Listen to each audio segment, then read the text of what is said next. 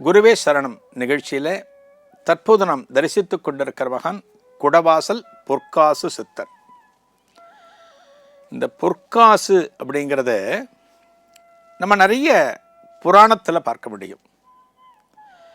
அதாவது நாயன்மார்கள் கஷ்டப்படுகிற போது இறைவனே அவருக்கு முன்னால் தோன்றி பொற்காசுகளை கொடுத்துருக்கான். இறைவனே கொடுப்பான், இந்த பொற்காசை வச்சுக்கோ, உன்னுடைய குடும்பத்தினுடைய வறுமையை போக்கு அப்படின்னு சொல்லி கொடுப்பான். படிக்காசுன்னு சொல்லுவாங்க.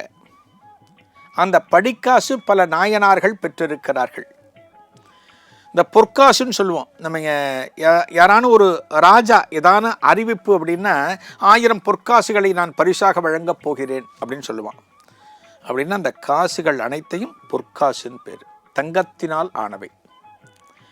இன்றைக்கி நம்ம ஒரு நகைக்கடைக்கு போகிறோம் அப்படின்னா, ஒரு பெரிய நகைக்கடைக்கு போகிறோன்னா, சார் 1 கிராமில் ஒரு காசு கொடுங்க, 2 கிராமில் ஒரு நாணயம் கொடுங்கன்னு கேட்குறோம். அதுதான் பொற்காசுன்னு பேர். நம்ம என்ன பண்ணுவோம், யாரான முக்கியமான வீட்டு விசேஷமாக அதை நம்ம ஒரு கிஃப்ட் மாதிரி நம்ம கொடுப்போம். அதுக்கு பேர் பொற்காசுன்னு பேர். பொற்காசுன்னு ஒன்று கிடையாது. இங்கே இவருக்கு ஏன் பொற்காசு சித்தர்னு பேர் வந்தது? ஆரம்பத்தில் சுப்பிரமணியம் அப்பா அம்மா வச்ச பேர், அப்புறம் குருசாமி சித்தர் அகத்தியர் வச்ச பேர், இப்போ பொற்காசு சித்தர். எப்படி தினமும் ஆரம்பிக்கிறது? இந்த ஊரில் இருக்கிறவங்கெல்லாம் ரொம்ப ஒரு சாதாரணமான நிலைமையில் இருக்கக்கூடியவங்க. இந்த குடவாசல் வழியாக பல சிவனடியார்கள் பல திருத்தலங்களுக்கும் செல்வார்கள், போவார்கள். இந்த சிவனடியார்களுக்கு அந்த காலத்தில் உணவளிப்பது அப்படிங்கிறது ஒரு பெரிய விஷயம். அது ஒரு சைவர்களாக இருக்கிறோம், சிவனடியார்களாக வாழ்ந்து கொண்டிருக்கிறோம் அப்படின்னா என்ன பண்ணணும்? சிவனடியார்களுக்கு தொண்டு செய்ய வேண்டும். சிவனடியார்களுக்கு தொண்டுன்னா என்ன? அந்த காலத்தில் ஹோட்டல் கிடையாது, லாட்ஜு கிடையாது.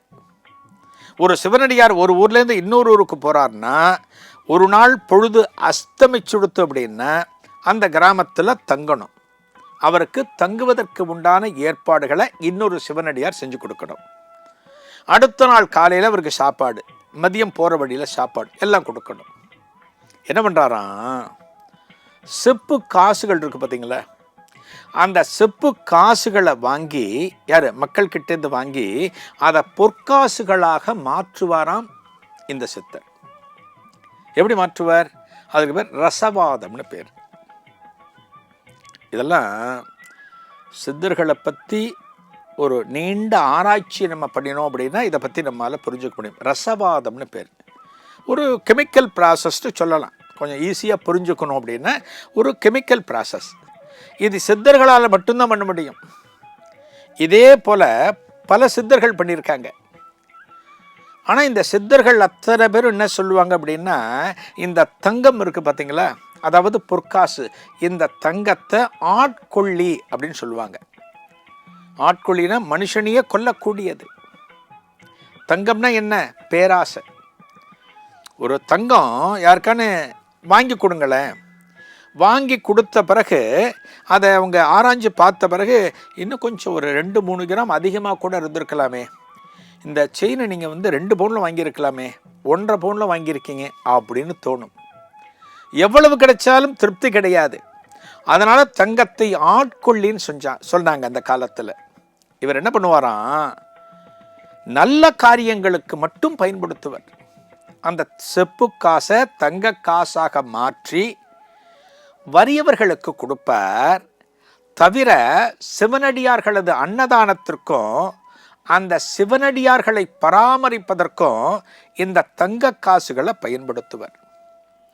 அதன் பிறகுதான் ஒரு சாதாரணமான மதிப்பில்லாத காசை பொன் நாணயங்களாக மாற்றுகிறார், பொன் காசுகளாக மாற்றுகிறார். அப்படிங்கிற காரணத்தினால இவருக்கு பொற்காசு சித்தர் அப்படின்னு பேர் வந்தது. இன்னைக்கு நமக்கெல்லாம் எல்லாருக்குமே என்ன தேவை? நம்ம எல்லாருமே பணம் பணம் பணம், அதை நோக்கித்தான் நம்ம பறந்து கொண்டு இருக்கிறோம். அதில் நியாயமாக ஆசைப்படுறவங்களும் உண்டு, அநியாயமாக ஆசைப்படுறவங்களும் உண்டு. இந்த நியாயமான ஆசைகளோடு இருக்கக்கூடியவர்கள் இந்த சமாதிக்கு போய் இந்த பொற்காசு சித்தரை பிரார்த்தனை பண்ணின அவர்களது வாழ்க்கையில் இருக்கக்கூடிய வறுமையானது விலகும் என்று சொல்லப்படுகிறது. இந்த சித்தர் இருக்கிற இந்த ஆலயத்திற்கு வந்த ஒரு பக்தருக்கு சமீபத்தில் வெளியில் ஏதோ ஒரு 10 ரூபா நோட்டு ஒன்று கீழே கிடச்சிதான். அந்த 10 ரூபா நோட்டை எடுத்து பத்திரப்படுத்தினார். அதாவது பொற்காசு சித்தரே நமக்கு கொடுத்துருக்கான்னு பத்திரப்படுத்தினாராம்.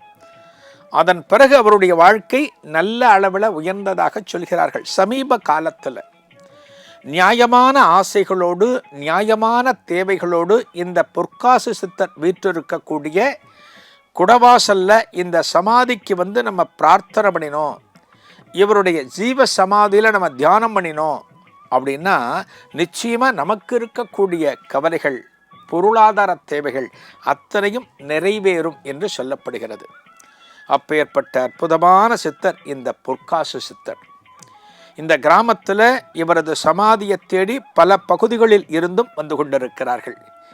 இந்த பொற்காசு சித்தர் அனைவருக்கும் அனைத்து விதமான ஐஸ்வர்யங்களையும் நலங்களையும் வழங்க வேண்டும் என்று பிரார்த்தித்துக் கொள்கிறேன். நாளைய குருவே சரணத்தில் நம்ம தரிசனம் பண்ண போகிற மகான் நம் பிள்ளை அப்படின்னு பேர். இவர் வந்து வைணவத்தில் மிகச்சிறந்த ஆச்சாரியர். இந்த நம்பிள்ளை சுவாமிகளை நாளைய தினத்திலே தரிசிக்கலாம். நன்றி, வணக்கம்.